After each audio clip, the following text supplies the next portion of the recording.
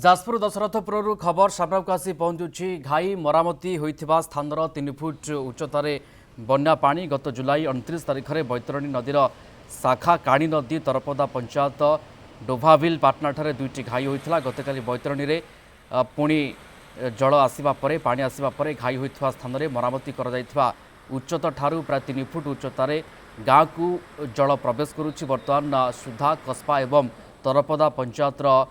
डोभाविल होगला तरपदा होगला रामचंद्रपुर गंडकूल आदि गाँव में वर्तमान समय पानी पशिला। अहियास बजार में पानी प्रवेश करने आरंभ कर जहाँकि विपन्न दुख को बढ़ाई देछि।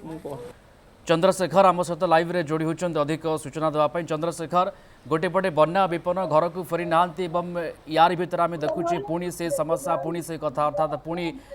पानी पशुची गाँव में बजार पानी पशुची पुणी से कथा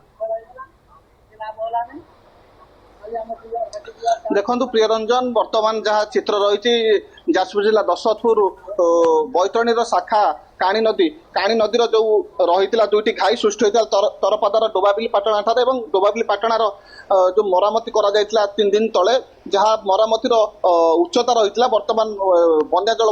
प्रवेश करने पर एवं वर्तमान 3 फुट उच्चतार घाई ऊपर देकी प्रवेश कर घाईर जो बल्ला गुड़ाक पोता जाइथिला एवं टीण लगा जाइथिला से भांगिबा आरंभ कलानी चाष जमी संपूर्ण भाव माड़ी एवं दुईटी पंचायत तरपदा और कस्बा पंचायत प्रवेश कर सारी कस्बा और तरपदार पाखापाखि 6टी गाँव में वर्तमान पानी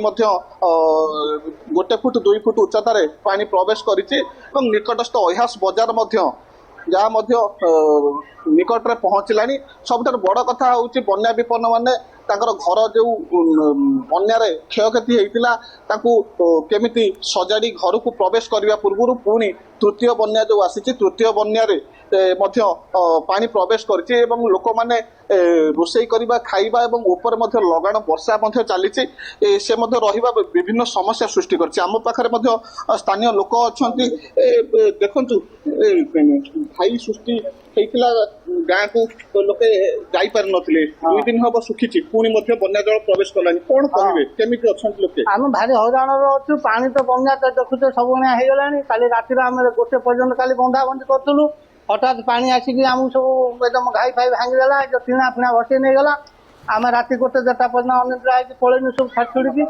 आउ तो पानी पूरा सांगे सांगे सब बुझीगला आम बिल बाड़ी चाष सब गला कि ना केमिति कोन अछंती वर्तमान गाँ भारी हैरान आमर ये सब उठा उठी चलती सब घर जो जिनस तरफ अच्छी आम सब स्थानांतर करूँ अलग जगह सब दूर जगह को ऊंचा जगह को आम करूँ